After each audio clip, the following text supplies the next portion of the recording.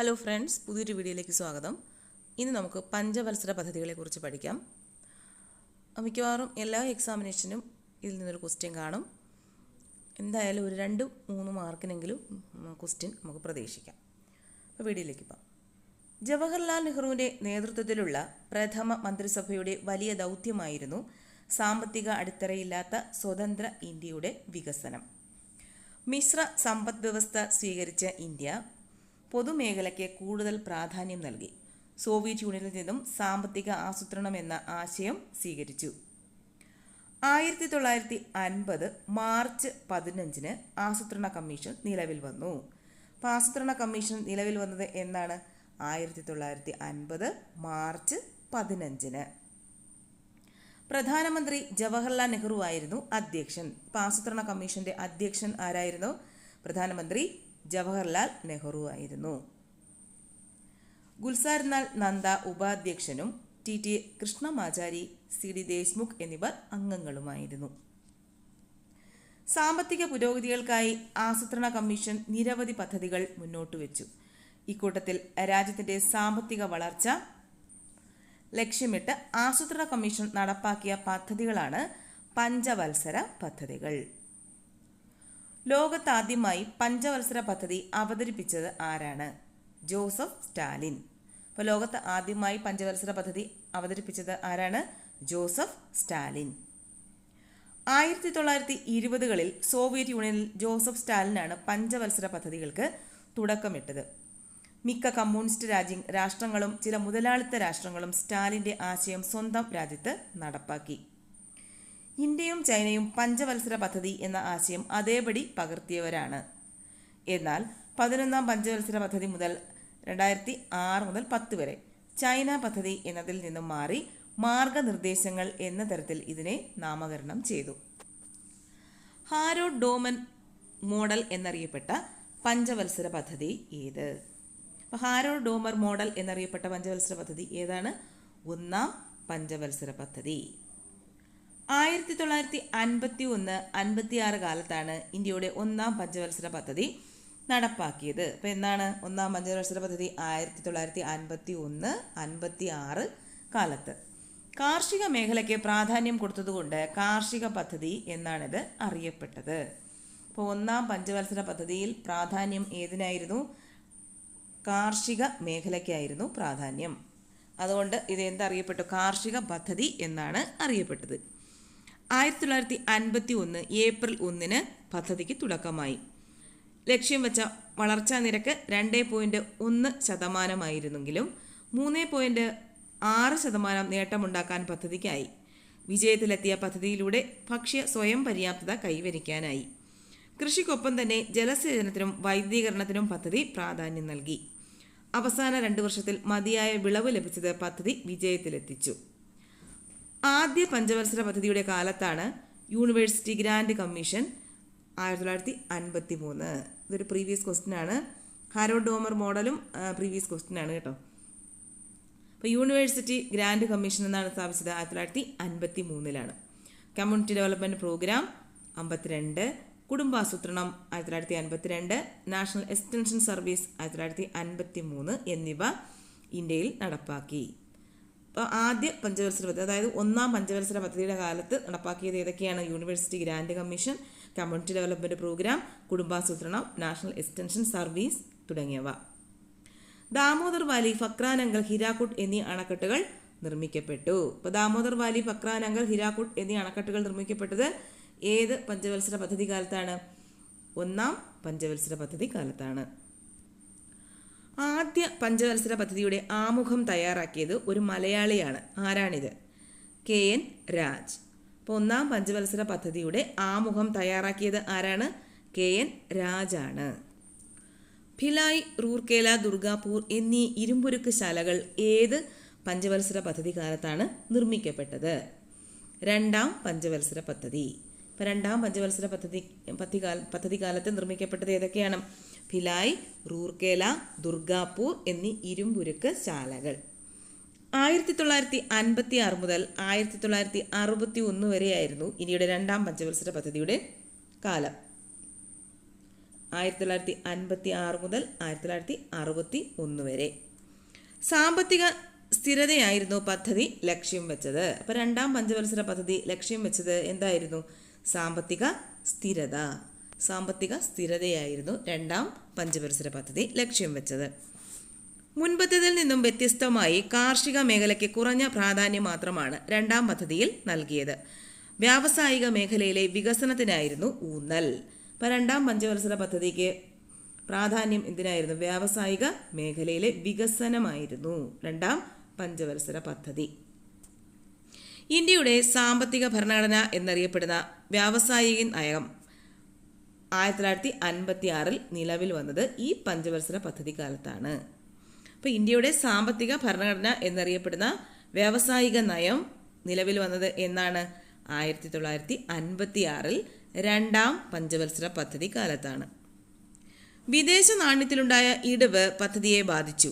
മുൻപത്തേതിനെ അപേക്ഷിച്ച് മിതമായ വിജയം മാത്രമാണ് രണ്ടാം പഞ്ചവത്സര പദ്ധതിക്ക് ഉണ്ടായത്.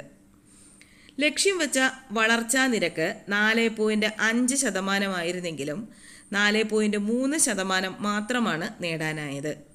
ഗതാഗത വികസനവും പദ്ധതിയുടെ ലക്ഷ്യങ്ങളിൽ ഉൾപ്പെട്ടതിനാൽ നിരവധി റോഡുകളും റെയിലുകളും നിർമ്മിച്ചു.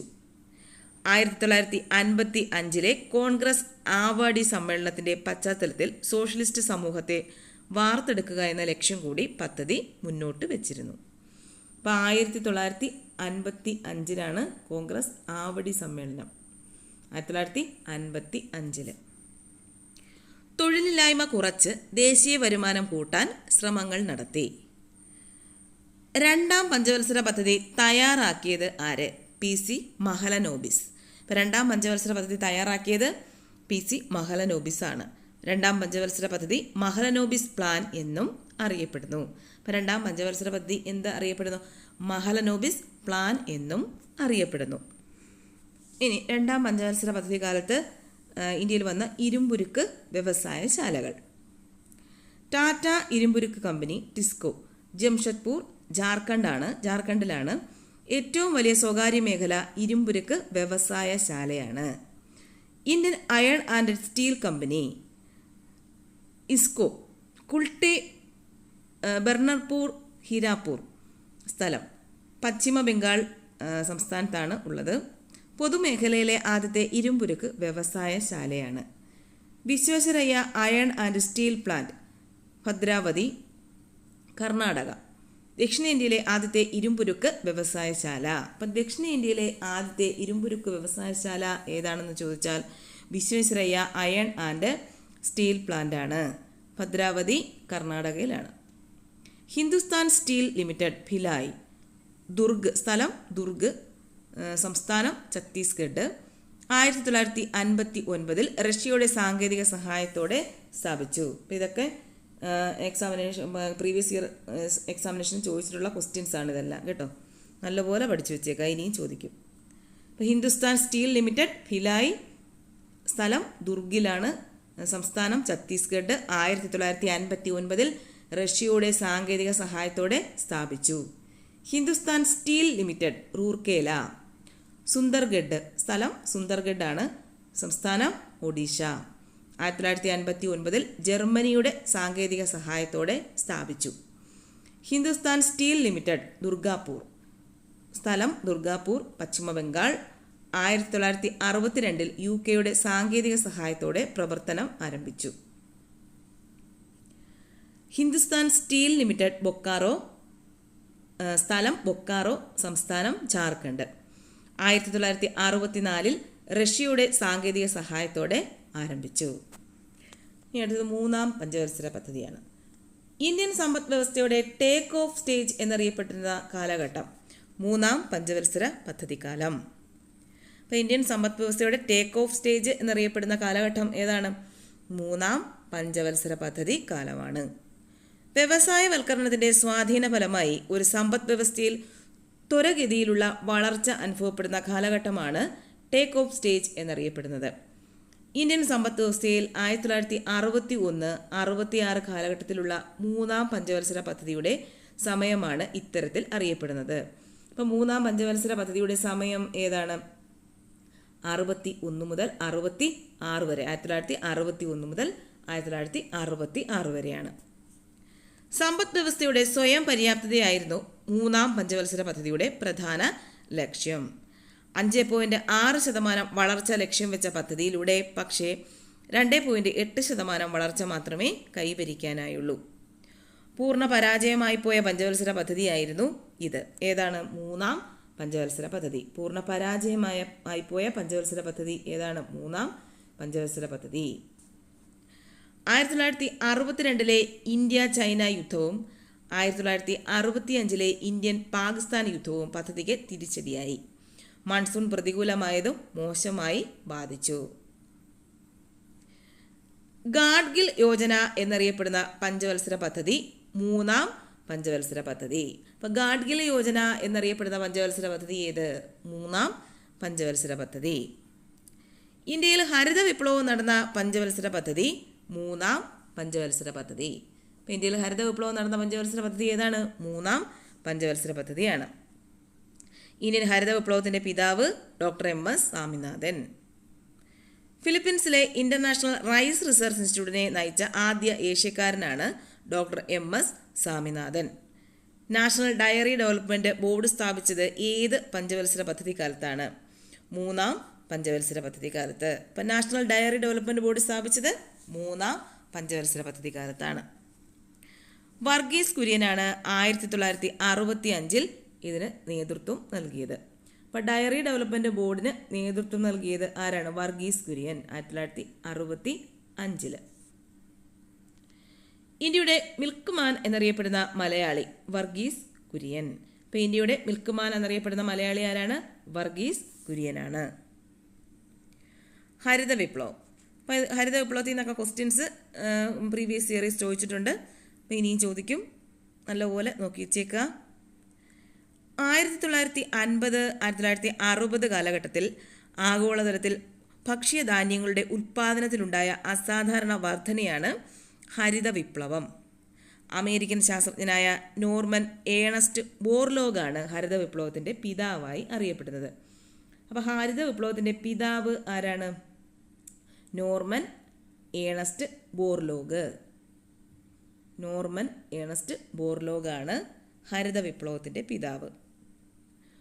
ഉൽപാദന വർധന ലോകരാജ്യങ്ങളെ പട്ടിണിയിൽ നിന്ന് രക്ഷിച്ചതിനാൽ 1970 അദ്ദേഹം നൊബേൽ സമ്മാനത്തിന് അർഹനാവുകയും ചെയ്തു.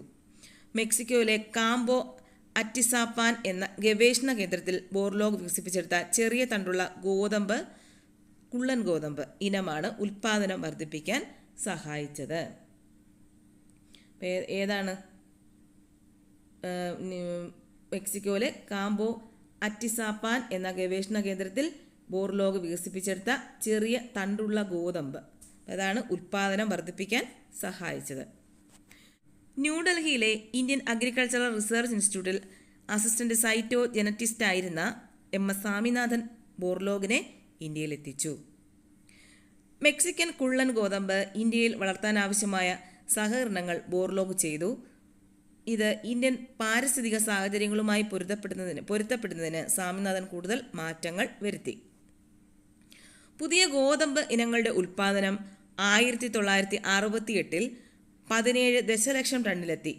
അതായത് തൊട്ടു മുൻപത്തെ ഗോതമ്പിൻ്റെ വിളവെടുപ്പിനേക്കാൾ 5 ദശലക്ഷം ടൺ കൂടുതൽ. അരിയിലും സമാനമായ മാറ്റങ്ങൾ സ്വാമിനാഥൻ്റെ നേതൃത്വത്തിൽ ഇന്ത്യയിലുണ്ടായി. ഹരിത വിപ്ലവത്തിൻ്റെ വിജയത്തെ തുടർന്ന് രാജ്യത്തുടനീളം ദീർഘകാല സ്വയം പര്യാപ്തത നിലനിർത്തുന്ന കാർഷിക നയങ്ങൾക്കും പരിപാടികൾക്കും വേണ്ടിയുള്ള പ്രവർത്തനങ്ങൾ നടപ്പാക്കി. 1971 ഇന്ത്യ സ്വയം പര്യാപ്തമെന്ന് പ്രഖ്യാപിച്ചു. 1971 മൂന്നാം പഞ്ചവത്സര പദ്ധതിയുടെ തകർച്ച രാജ്യത്തെ സമ്പദ് വ്യവസ്ഥയെ സാരമായി തന്നെ ബാധിച്ചു. രൂപയുടെ മൂല്യം ഇടിഞ്ഞു. അതോടെ നാലാം പഞ്ചവത്സര പദ്ധതി ഉടൻ ആരംഭിക്കാൻ സർക്കാരിനായില്ല. 1966-69 കാലത്ത് 3 വാർഷിക പദ്ധതികൾ അവതരിപ്പിക്കപ്പെട്ടു. ഇത് പ്ലാൻ ഹോളിഡേ എന്നറിയപ്പെട്ടു. അപ്പോൾ പ്ലാൻ ഹോളിഡേ എന്ന് പറഞ്ഞാൽ എന്താണ്? 1966-69 കാലത്ത് 3 വാർഷിക പദ്ധതികൾ അവതരിപ്പിക്കപ്പെട്ടു. ഇതാണ് പ്ലാൻ ഹോളിഡേ എന്ന് അറിയപ്പെട്ടിരുന്നത്. കാർഷിക മേഖലയിലെ പ്രതിസന്ധിയും ഗുരുതരമായ ഭക്ഷ്യക്ഷാമവും അനുഭവപ്പെട്ട കാലഘട്ടമായതിനാൽ കാർഷിക മേഖലയ്ക്ക് തന്നെയാണ് ഊന്നൽ നൽകിയത്. ഹരിത വിപ്ലവം രാജ്യവ്യാപകമായി പ്രായോഗികമാക്കിയതും ഈ കാലത്താണ്. വാർഷിക പദ്ധതികളുടെ കാലത്ത് പുതിയ കാർഷിക തന്ത്രങ്ങൾ നടപ്പാക്കി. ഉയർന്ന ഉൽപാദന ശേഷിയുള്ള വിത്തിനങ്ങളുടെ വിതരണം, രാസവളങ്ങളുടെ വിപുലമായ ഉപയോഗം, മണ്ണ് സംരക്ഷണം എന്നിവ പ്രോത്സാഹിപ്പിക്കപ്പെട്ടു.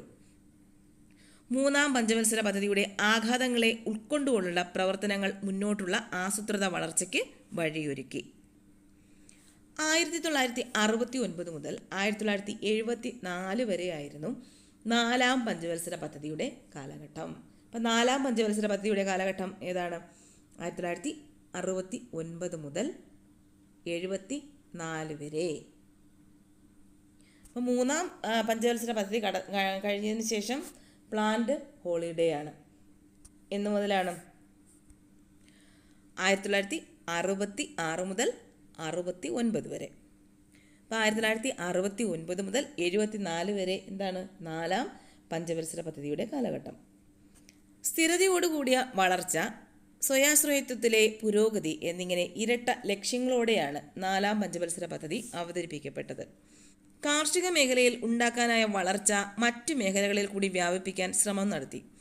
ആദ്യ 2 വർഷം പുരോഗതി കാണാനായെങ്കിലും അവസാന 3 വർഷങ്ങളിൽ മൺസൂണിൻ്റെ കുറവ് പ്രതികൂലമായി ബാധിച്ചു. 1971 ഇന്ത്യ പാക് യുദ്ധത്തിന് മുൻപും ശേഷവും ഇന്ത്യയിലേക്കുണ്ടായ ബംഗ്ലാദേശി അഭയാർത്ഥികളുടെ ഒഴുക്ക് രാജ്യത്ത് പ്രതിസന്ധി സൃഷ്ടിച്ചു. 5.7% വളർച്ച ലക്ഷ്യം വെച്ചിട്ടും 3.3% മാത്രം വളർച്ച എത്തിപ്പിടിക്കാനായ നാലാം പഞ്ചവത്സര പദ്ധതിയും വലിയൊരു പരാജയമായി തീർന്നു. പാലുൽപാദനത്തിൻ്റെ അളവ് വർദ്ധിപ്പിക്കുന്നതിനുള്ള ഓപ്പറേഷൻ ഫ്ലഡ് നടപ്പാക്കിയതും ഇതേ കാലത്താണ്. അപ്പോൾ ഓപ്പറേഷൻ ഫ്ലഡ് നടപ്പാക്കിയത് ഏത് പദ്ധതി കാലത്താണ്? നാലാം പഞ്ചവത്സര പദ്ധതി കാലത്ത്. 1970 ഓപ്പറേഷൻ ഫ്ലഡ് നടപ്പാക്കിയത്. കുടുംബാസൂത്രണ പരിപാടികൾ ആവിഷ്കരിക്കപ്പെട്ടത് ഏത് പഞ്ചവത്സര പദ്ധതി കാലത്താണ്? നാലാം പഞ്ചവത്സര പദ്ധതി.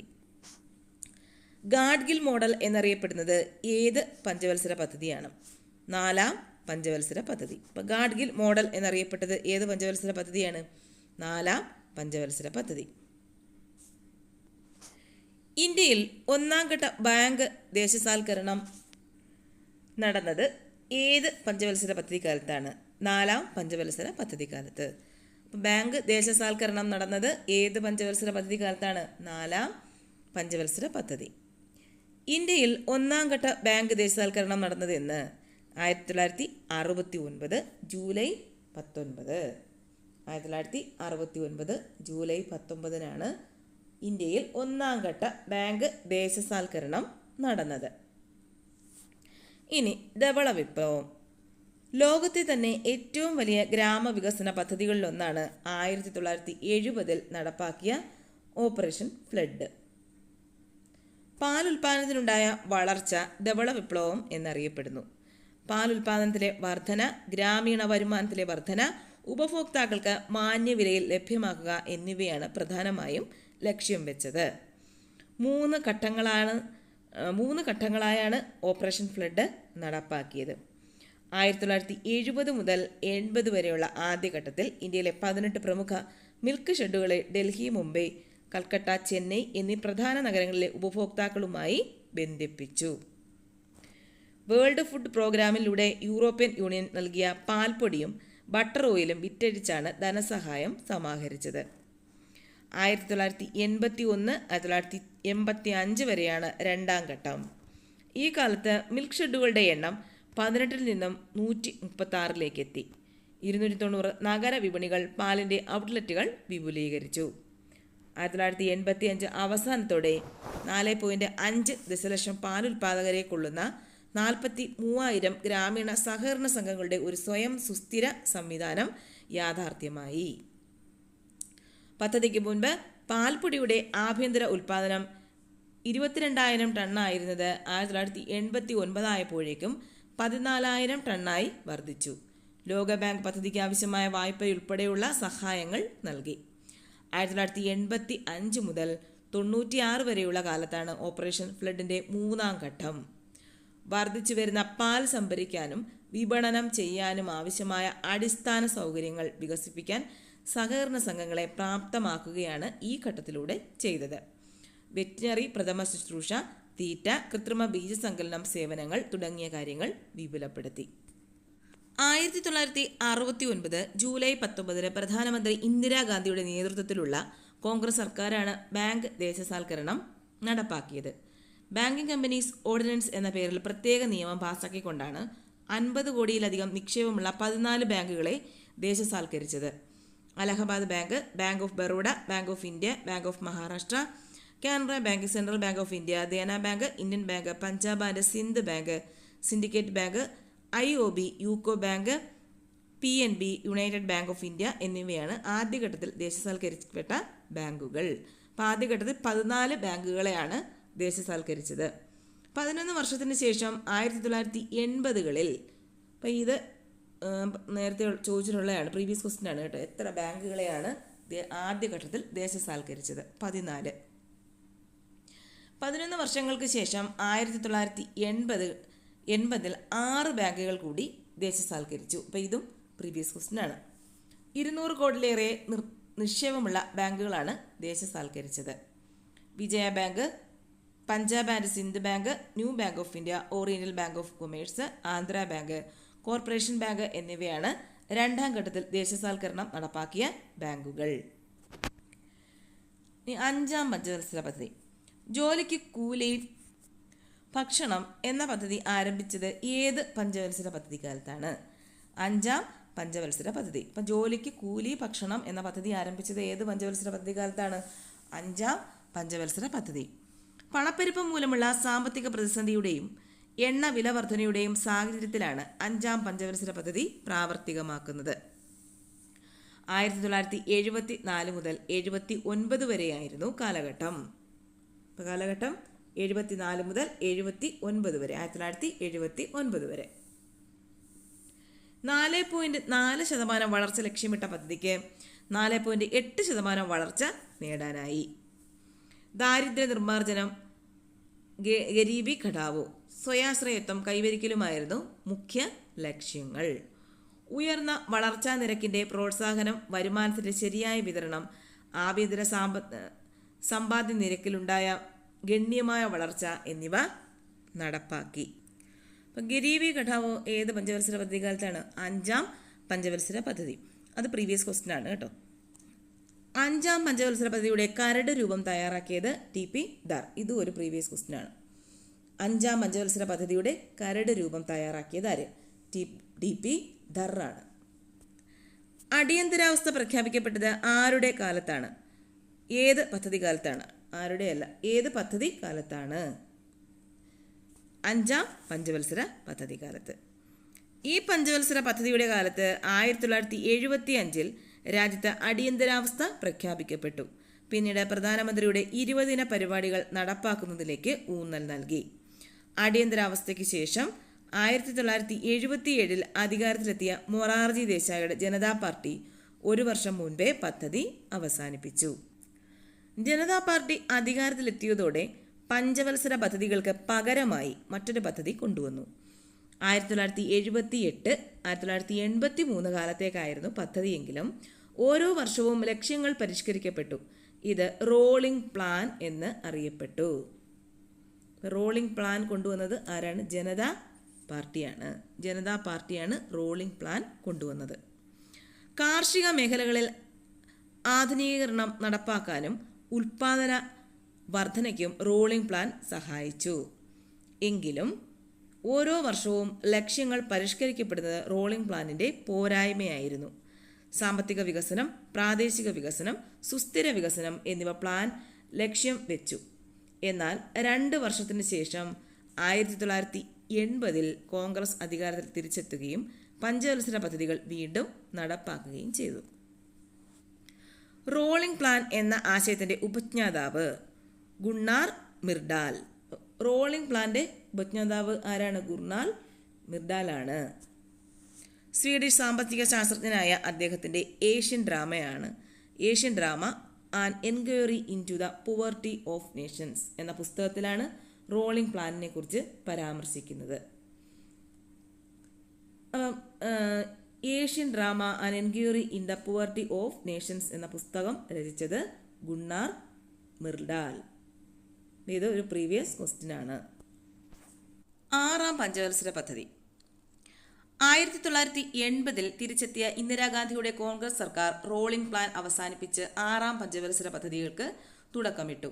1980-85 ആയിരുന്നു കാലഘട്ടം.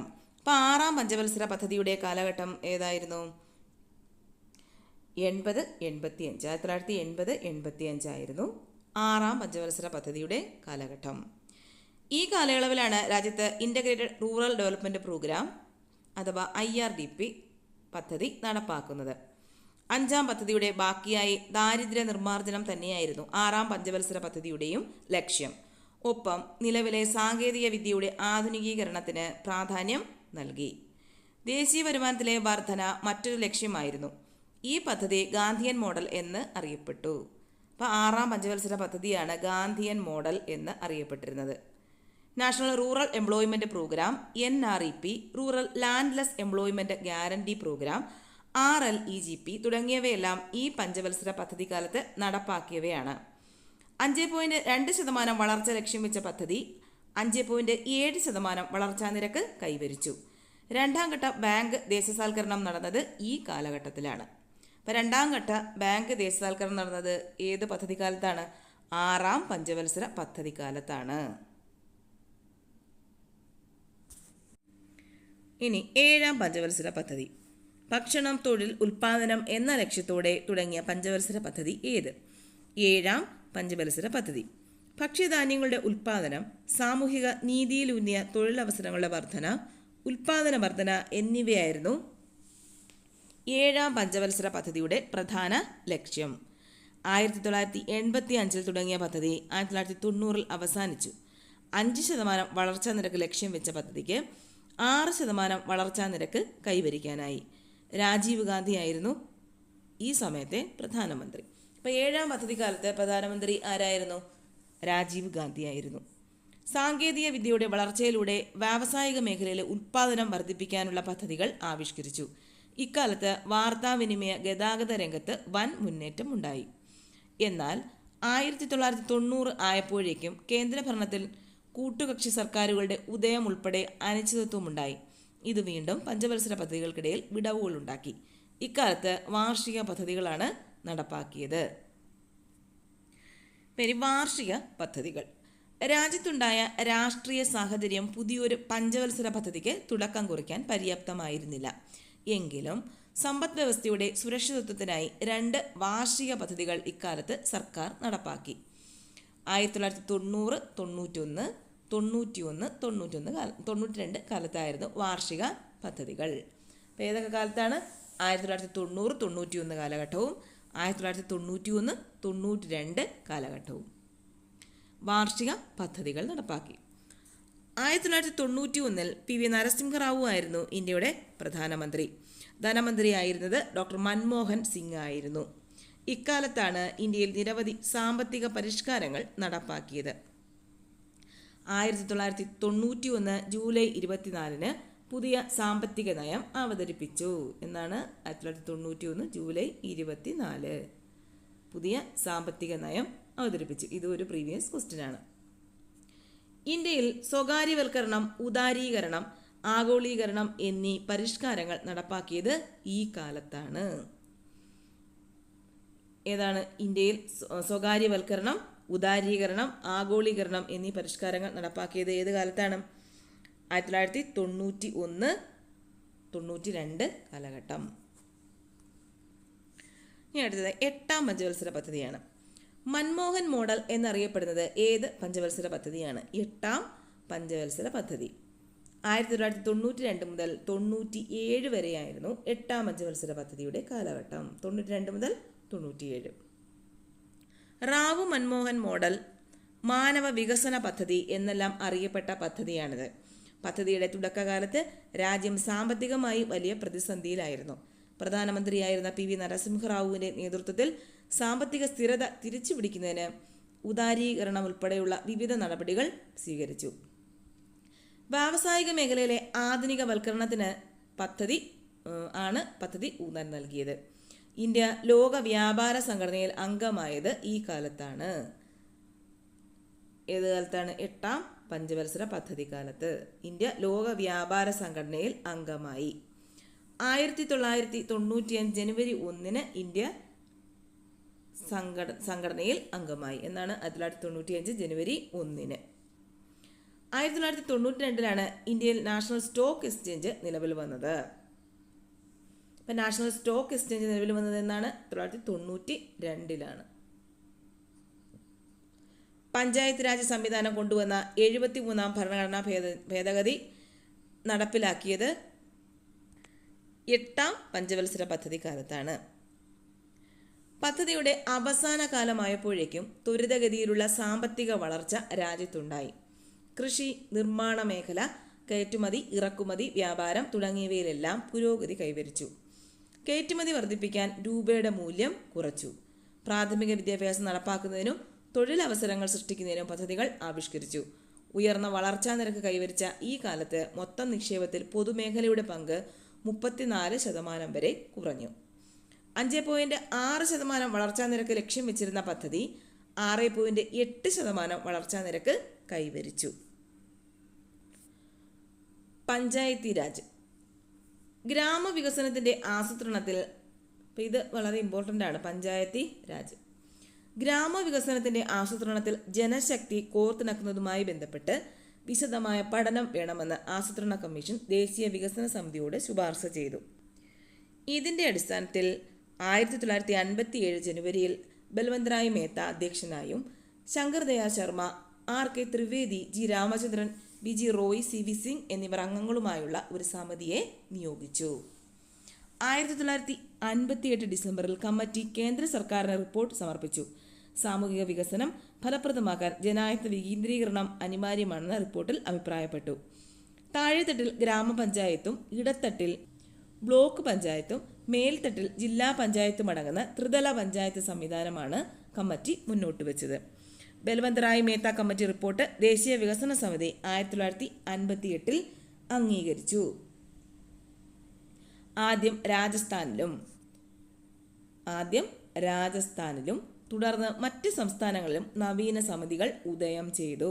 പഞ്ചായത്ത് രാജ് സംവിധാനം ആദ്യം നടപ്പിലാക്കിയത് എവിടെയാണ്? രാജസ്ഥാനിലാണ്. ഇതൊരു പ്രീവിയസ് ക്വസ്റ്റ്യൻ ആണ്.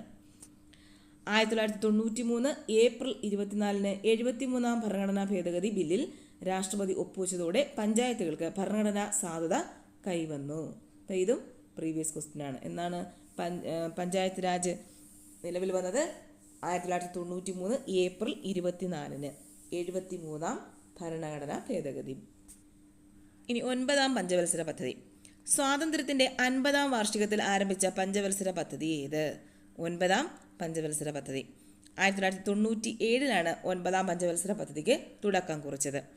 സഖ്യ സർക്കാരായിരുന്ന യുണൈറ്റഡ് ഫ്രണ്ടിൻ്റെ നേതൃത്വത്തിലാണ് പദ്ധതി തുടങ്ങിയത്. പദ്ധതി സാമൂഹിക നീതിയോടെയും തുല്യതയോടെയും കൂടിയ വളർച്ച ലക്ഷ്യമിട്ടു. ഇത് ജനകീയ പദ്ധതി എന്നറിയപ്പെട്ടു. അപ്പം ജനകീയ പദ്ധതി എന്നറിയപ്പെട്ടത് ഏത് പഞ്ചവത്സര പദ്ധതിയാണ്? 9ാം പഞ്ചവത്സര പദ്ധതി. ദേവഗൌഡയുടെയും A.K. ഗുജറാളിൻ്റെയും ഭരണത്തിനു ശേഷം പിന്നീട് A.B. വാജ്പേയി ആയിരുന്നു പ്രധാനമന്ത്രി. കാർഷിക മേഖലയിൽ നിക്ഷേപം വർദ്ധിപ്പിക്കുക, ഗ്രാമീണ വികസനം, വികേന്ദ്രീകൃത ആസൂത്രണം എന്നിവയെല്ലാം ഈ പദ്ധതിയുടെ ലക്ഷ്യങ്ങളായിരുന്നു. കോമൺ മിനിമം പ്രോഗ്രാം ലക്ഷ്യത്തിലെത്തിക്കാനുള്ള പ്രവർത്തനങ്ങളും നടന്നു. ഈ പദ്ധതി കാലത്താണ് കേരളത്തിൽ ദാരിദ്ര്യ നിർമ്മാർജ്ജന പദ്ധതിയായി കുടുംബശ്രീ തുടങ്ങുന്നത്. അപ്പം ഏത് പഞ്ചവത്സര പദ്ധതി കാലത്താണ് കുടുംബശ്രീ തുടങ്ങുന്നത്? 9ാം പഞ്ചവത്സര പദ്ധതി കാലത്ത്. 6.5% വളർച്ചാ നിരക്ക് ലക്ഷ്യം വെച്ചിരുന്ന 9ാം പഞ്ചവത്സര പദ്ധതിക്ക് പക്ഷേ 5.4% വളർച്ചാ നിരക്ക് മാത്രമേ കൈവരിക്കാനായുള്ളൂ. 2002 വരെയായിരുന്നു പദ്ധതിയുടെ കാലാവധി. ഇനി കുടുംബശ്രീ, അത് വളരെ ഇമ്പോർട്ടൻ്റ് ആണ്, ഒരുപാട് വട്ടം ചോദിച്ചിട്ടുണ്ട് കേട്ടോ. 1998 മെയ് 17 കേരളത്തിലെ തദ്ദേശ സ്വയംഭരണ വകുപ്പ് നബാർഡിൻ്റെ സഹകരണത്തോടെ കുടുംബശ്രീ പദ്ധതിക്ക് തുടക്കം കുറിച്ചത് എന്നാണ്. 1998 മെയ് 17. മലപ്പുറം ജില്ലയിലെ കോട്ടക്കുന്ന് മൈതാനത്ത് വെച്ച്, ഇതെല്ലാം പ്രീവിയസ് ക്വസ്റ്റ്യൻസ് ആണ് കേട്ടോ. മലപ്പുറം ജില്ലയിലെ കോട്ടക്കുന്ന് മൈതാനത്ത് വെച്ച് അന്നത്തെ പ്രധാനമന്ത്രി A.B. വാജ്പേയി ആണ് പദ്ധതി ഉദ്ഘാടനം ചെയ്തത്. 1997-98 ബഡ്ജറ്റിൽ സംസ്ഥാന ദാരിദ്ര്യ നിർമ്മാർജ്ജന മിഷൻ എന്ന നിലയിലാണ് കുടുംബശ്രീയുടെ രൂപവൽക്കരണം പ്രഖ്യാപിച്ചത്. 1999 ഏപ്രിൽ 1 കുടുംബശ്രീ സംസ്ഥാന ദാരിദ്ര്യ ലഘൂകരണ മിഷൻ പ്രവർത്തനം ആരംഭിച്ചു.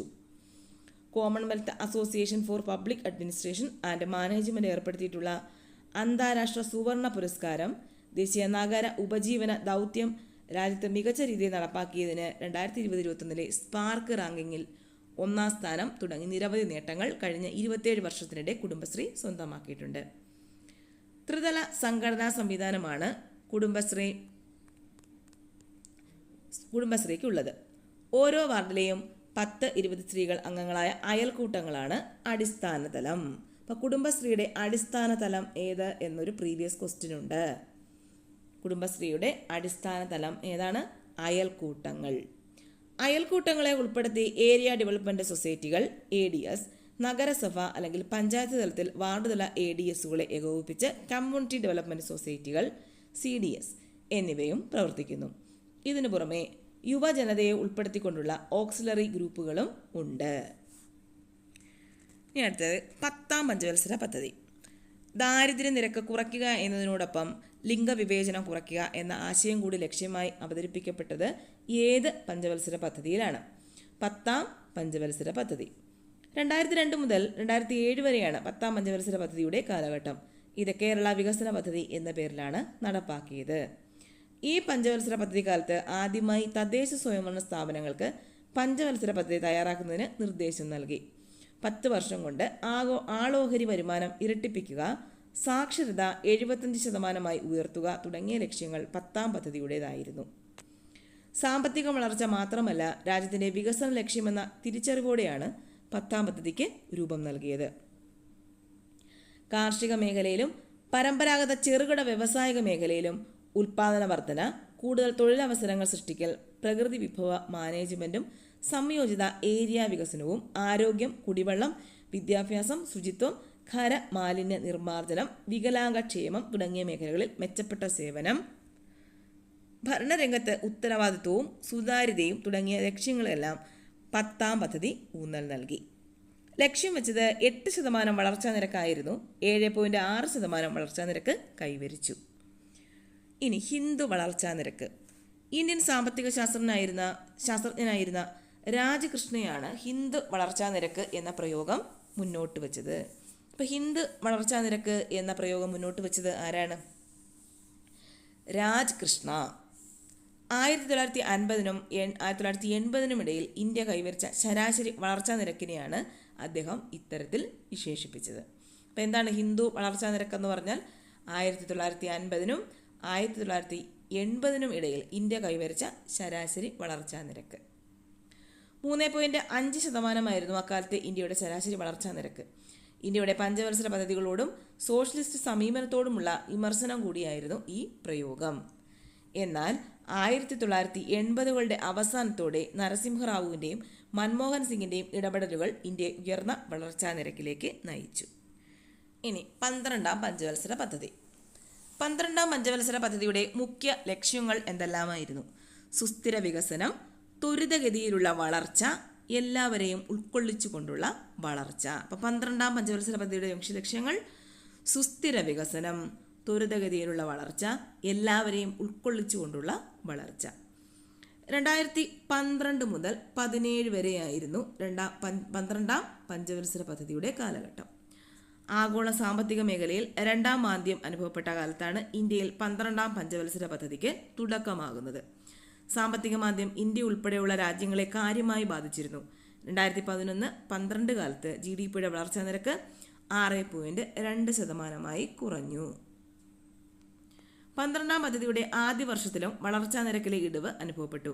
ഉൽപാദന മേഖലയുടെ സ്ഥായിയായ വളർച്ച, പരിസ്ഥിതിയുടെയും പ്രകൃതി വിഭവങ്ങളുടെയും സംരക്ഷണത്തിനും സ്ഥായിയായ നിലനിൽപ്പിനും പ്രത്യേക പരിഗണന നൽകൽ, മാനവ വികസനത്തിന് നിദാനമായ ആരോഗ്യം, വിദ്യാഭ്യാസം, സ്ഥായിയായ തൊഴിൽ എന്നീ മേഖലകൾക്ക് ഊന്നൽ നൽകൽ എന്നിവയെല്ലാം 12-ാം പദ്ധതിയുടെ ലക്ഷ്യങ്ങളിൽ ഉൾപ്പെട്ടവയാണ്. 8% വളർച്ചാ നിരക്കാണ് പദ്ധതി ലക്ഷ്യം വെച്ചിരുന്നത്. പദ്ധതിയുടെ കാലാവധി പൂർത്തിയാക്കുന്നതിന് മുൻപ് തന്നെ ആസൂത്രണ കമ്മീഷന് പകരം നീതി ആയോഗ് നിലവിൽ വന്നു. അപ്പം 12ാം പദ്ധതി പൂർത്തിയാക്കുന്നതിന് മുമ്പ് തന്നെ ആസൂത്രണ കമ്മീഷന് പകരം എന്ത് നിലവിൽ വന്നു? നീതി ആയോഗ് നിലവിൽ വന്നു. നീതി ആയോഗ് 1950 മാർച്ച് 15 രൂപം കൊണ്ട ആസൂത്രണ കമ്മീഷന് പകരം 2015 ജനുവരി 1 നീതി ആയോഗ് നിലവിൽ വന്നു. അപ്പം നീതി ആയോഗ് നിലവിൽ വന്നത് എന്നാണ്? 2015 ജനുവരി 1 ന്യൂഡൽഹിയിലെ നീതി ഭവനാണ് ആസ്ഥാനം. അപ്പം നീതി ആയോഗിൻ്റെ ആസ്ഥാനം ന്യൂഡൽഹിയിലെ നീതി ഭവൻ. അപ്പം ഇപ്പോൾ നടക്കുന്നത് ആസൂത്രണ കമ്മീഷന് പകരം ഇപ്പോൾ ഉള്ളത് ഏതാണ്? നീതി ആയോഗാണ്. വാർഷിക പദ്ധതികൾ തീരുമാനിച്ചിരുന്നതും സംസ്ഥാന സർക്കാരുകൾക്കുള്ള ഫണ്ട് കൈമാറ്റം നടത്തിയിരുന്നതും ആസൂത്രണ കമ്മീഷനായിരുന്നു. എന്നാൽ ഇതിൽ നിന്നും വ്യത്യസ്തമായി സഹകരണ ഫെഡറലിസം പ്രോത്സാഹിപ്പിച്ചുകൊണ്ടാണ് നീതി ആയോഗിൻ്റെ പ്രവർത്തനങ്ങൾ. സംസ്ഥാന സർക്കാരുകളെ ഒരു രാഷ്ട്രമായി കണക്കാക്കി. കേന്ദ്രത്തിൽ നിന്നും സംസ്ഥാനങ്ങളിലേക്ക് എന്ന രീതിക്ക് പകരം കേന്ദ്രവും സംസ്ഥാനങ്ങളും തമ്മിലുള്ള സഹകരണത്തോടെ പദ്ധതികൾ നടപ്പാക്കാൻ ആരംഭിച്ചു. അപ്പം നീതി ആയോഗിൽ എങ്ങനെയാണ്? കേന്ദ്രത്തിൽ നിന്നും സംസ്ഥാനങ്ങളിലേക്ക് എന്ന രീതിക്ക് പകരം എന്താണ്?